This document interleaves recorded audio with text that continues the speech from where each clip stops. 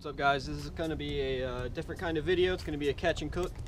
I'm going to be cooking up a largemouth bass. But first, let me start out by saying I don't usually catch bass to eat them. I usually practice catch and release. Although today I was fishing a tournament, I had 2 bass that died in the live well.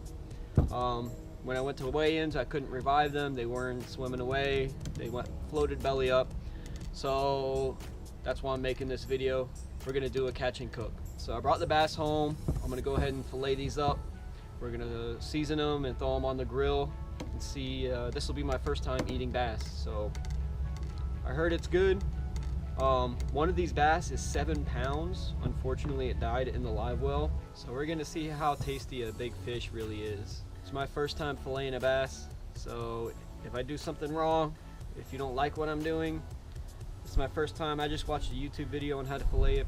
Leave a comment, tell me what I'm doing wrong, or give me some suggestions on how to properly fillet a fish. Don't leave a comment telling me I shouldn't catch and eat a bass. I practice catch and release most of the time. If you catch a bass and you hook it in the gill or you gut hook it and it dies, I don't see anything wrong with taking it home and eating it. Or if it dies in the live well, take it home and eat it. I mean, don't let the meat go to waste. So that's what I'm doing. Let's get started.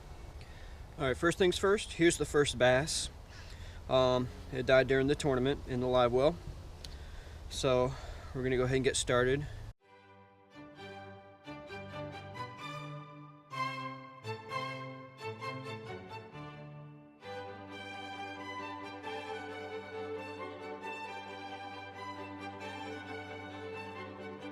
There we go, not too bad for my first fillet ever. There were a couple of bones in there, but I picked them out. All right, I'm gonna flip the bass over and get the other side. All right, that one, second fillet was a little struggle. Feels good, no bones, scale, but we're gonna clean these off in a little bit. All right, first bass, not too bad. I made kind of a mess. I think I got pretty good amount of meat off of there. Left some on the skin. First time ever filleting a bass. All right, I got some things to learn. The second bass is even bigger. It's a 7 pounder, so I'm gonna be getting some decent fillets off this one. Here's the 7 pounder. She died in the live well. I don't condone catching and eating these. No, practice catch and release, but it was a tournament. She died in the live well, so we're gonna use the meat. We're not gonna let it go to waste.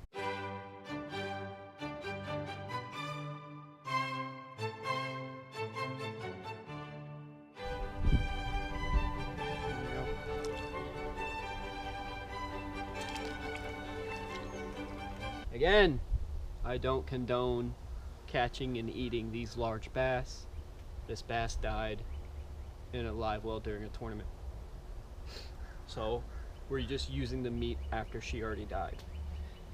But let me know what I did wrong, or if you have any tips or maybe some suggestions, maybe another video I can watch on how to properly fillet a bass. This is just one video that I watched, and that's what I came up with. So I think I did all right for my first time. So once you're done filleting the fish, you want to put it in a bowl of water. And what I'm going to do is I'm going to rinse these fillets off. I'm going to run my fingers through them and look for any bones that I may have missed. Bro, look at that fillet. Oh man, that's going to be good. So I'm just going to run my fingers along where the ribs were. If I feel any bones, if you have needle nose pliers, you can just grab them or rip them out. But I can rip them out with my fingers. There's one right there. So I broke it loose, and there it is. So that's what they look like. Look at that fillet. Woo, woo. Man, that's thick. All right, so I like to grill fish. And what I usually do is I douse it with some olive oil, salt and pepper, definitely. A little garlic salt, and then last but not least, Tony Chachere's Creole seasoning. Gotta have a little spice on your fish. So I'm gonna go ahead and season these up, get them ready for the grill. All right, since these fillets are so big, I split them up into 2 bowls. So a little Creole seasoning. And whatever I do to this side, I'm gonna flip over and do the other side. So Creole seasoning, a little garlic salt, not some pepper, a Let me wash my hands first.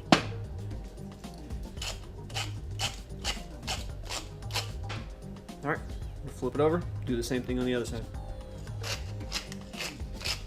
There we go. All done on the other side.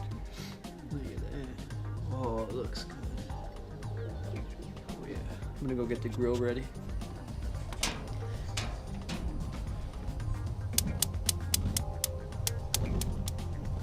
All right, so I'm gonna leave it on high to heat up. When I get ready to put the fish on, I'm gonna turn all these down to low. Because if you've never cooked fish before, fish cooks really fast. So I'm gonna turn it down to low just to make sure I slow cook it. I don't wanna burn it. All right, I turned them all down. I'm gonna start laying these fillets on there.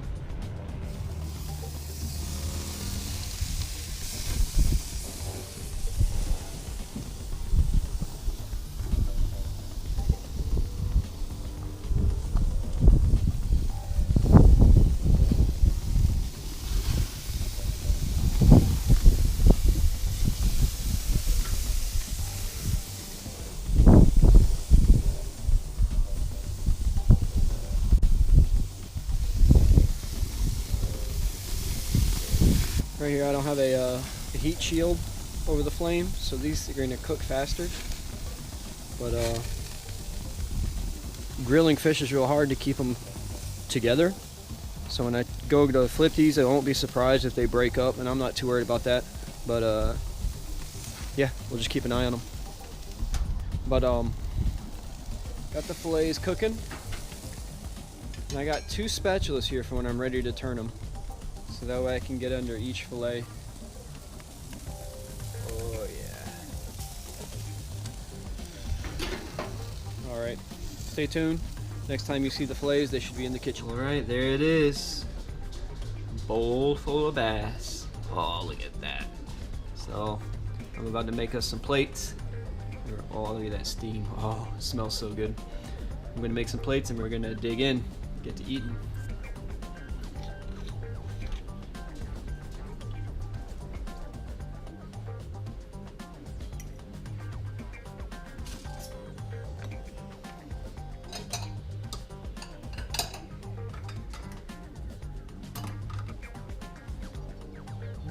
So we have some largemouth bass seasoned with Creole seasoning, a little garlic toast, and my little home creation. I've been making this since I was a kid. A little green bean surprise is what I call it.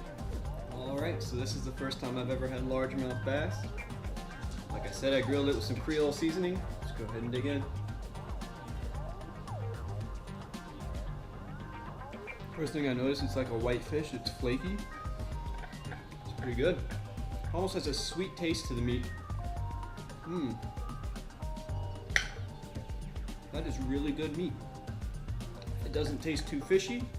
It flakes apart real easily. Look at that. Oh, it's so good.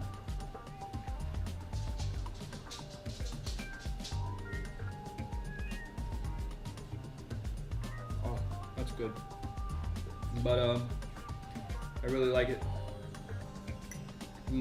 If you've never tried largemouth bass before, you should try it. Again, I don't condone catching and killing the large bass. I would say try to catch the 1 or 2 pounders if you want to try to eat those.